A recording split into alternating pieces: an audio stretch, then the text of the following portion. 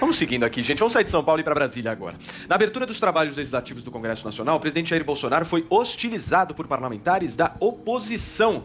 Vini, me conta uma coisa, do que o Bolsonaro foi chamado? De fascista e genocida, Paulo. Mas um clima bastante amistoso, né, entre o presidente e os parlamentares aí da oposição. Primeiro teve todo aquele rito tradicional, né, os chefes do executivo e do judiciário sendo recebidos lá pelos dragões da independência, os canhões do exército, foi tocado ali o hino nacional, mas logo depois, antes do presidente Jair Bolsonaro começar o seu discurso, ele acabou sendo hostilizado por esses parlamentares de oposição. Teve a ajuda dos aliados que começaram a gritar mito, mito, mito e também prometeu: nós nos encontramos em 2022. Vamos ver.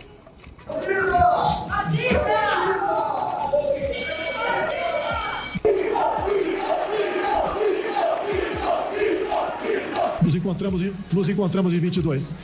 Tá aí, Paulo. A abertura dos trabalhos legislativos aqui no Brasil, nesse clima de quinta série D, né? Não é verdade? Mas depois que o presidente Jair Bolsonaro começou o seu discurso, ele destacou ali algumas ações do governo no combate à pandemia do coronavírus, principalmente com relação ao auxílio emergencial, e estou como uma das suas maiores prioridades para o ano de 2021. As reformas econômicas e também fez afagos à bancada ruralista. Paulo. Muito bem, Vini. Ô Zé, eu tava lembrando aqui, me corrija se eu estiver enganado, hein? O Bolsonaro não foi na abertura dos trabalhos legislativos quando era o Rodrigo Maia, né? Esse é um gesto importante da gente avaliar aqui, né? Não é tradição o presidente ir nessas solenidades. Existe a abertura dos trabalhos por ano, né, que seria o ano legislativo, a sessão legislativa, que são 2 anos, e a legislatura de 4 em 4 anos, que se renova o mandato.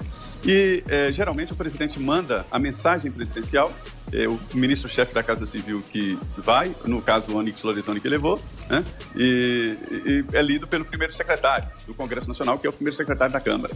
Nesse caso, o presidente fez uma cortesia, fez uma deferência ao Congresso Nacional e foi pessoalmente levar a mensagem presidencial, que nada mais é do que um livro de tamanho com mais de 800 páginas sobre as prioridades do governo.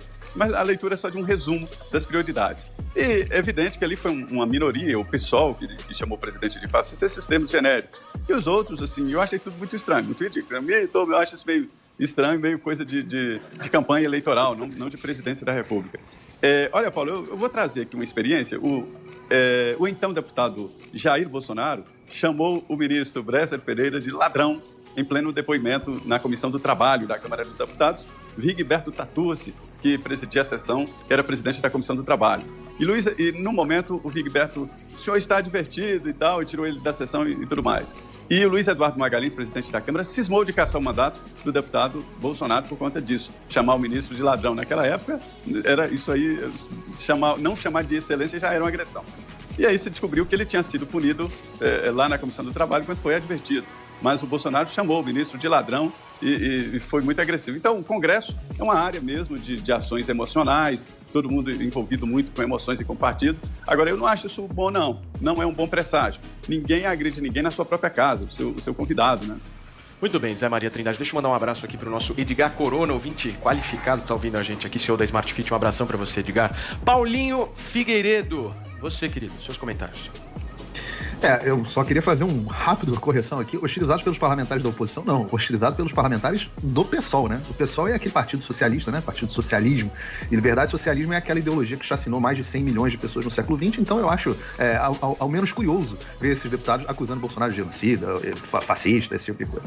Agora, o que, é óbvio que esse clima de quinta série aí é engraçado pra caramba, mas eu entendo que foi uma tentativa de fazer o que o presidente americano faz, né? O State of the Union, todo ano ele vai lá, faz um discurso, e mesmo quando é o Donald Trump, os democratas, esse ano e no ano passado, você teve algumas polêmicas, a Nancy Pelosi rasgou uma vez o discurso do Trump depois que ele terminou de falar, mas nunca chegou a esse clima aí de ginasial, né?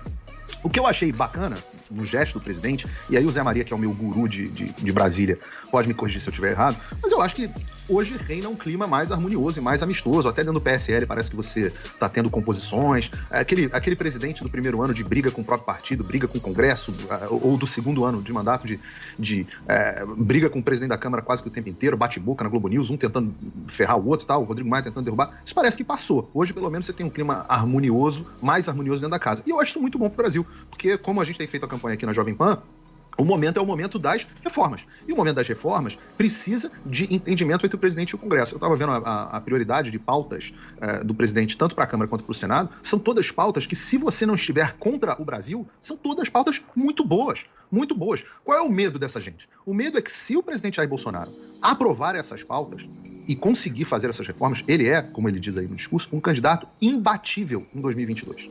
E é por isso que o Kim Kataguiri aqui na entrevista dele disse, eu perguntei a ele, se o Bolsonaro voltar a ser um presidente reformista, você volta a apoiá-lo?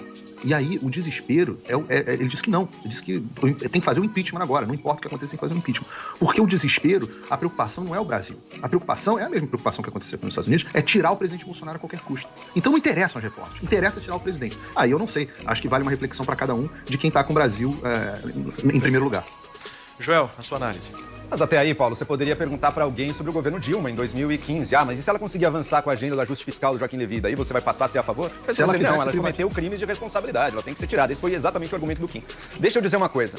Esses xingamentos do Bolsonaro vieram claramente, foi do PSOL, né? Mas é claramente essa visão de uma esquerda bastante radicalizada, também ultra progressista, né? Genocida, fascista. Hoje em dia o fascista virou o xingamento para tudo, né? Ninguém acredita mais, porque Fernando Henrique, Serra, Alckmin, Marina Silva, até todos eles foram chamados de fascista. Então quando usam pro Bolsonaro agora, acho que não cola mais muito. Eu me simpatizo mais, por exemplo, com os xingamentos que o Kim Kataguiri usou, como vagabundo, corrupto, quadrilheiro, que ele faz questão de repetir todas as vezes. Acho que aquilo ele toca, claro, tem uma questão do respeito e tudo, mas ali ele toca um pouco do que eu acho. Tem muito respeito. Tem uma questão do respeito. Tem uma questão do respeito. Mas acho que ele toca.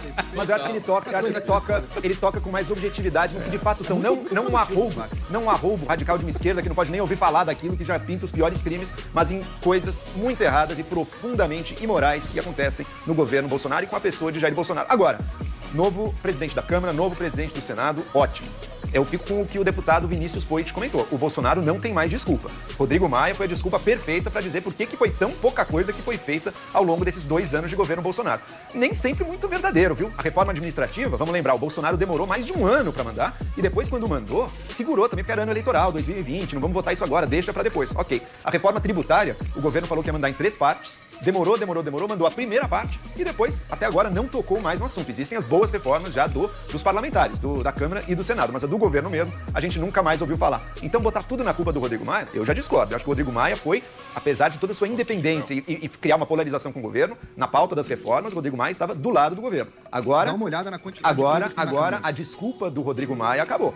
Agora é só o governo Bolsonaro e seus melhores amigos no Congresso. Se não conseguir aprovar agora, concorda comigo, Paulo? Se não conseguir agora, cai na conta do governo mesmo. Ok, Paulo, vou pedir para você ser mais breve, por favor, porque eu quero falar sobre o banimento do Terça Livre no YouTube. Vai lá. Eu também. Não, dá uma olhada na pauta do Congresso, vê a quantidade de coisas. 35 prioridades. Pois é, tem coisa pra caramba pra votar, então não é desculpa. Agora, concordo com você. O governo agora tem um presidente da Câmara e um presidente do Senado alinhados com ele, e agora tem tudo pra votar. Resta saber se vai ter voto, o que é outro assunto. E tomara que tenha. Vamos ver, eu tô alinhado contigo nesse sentido, já. A hora é essa.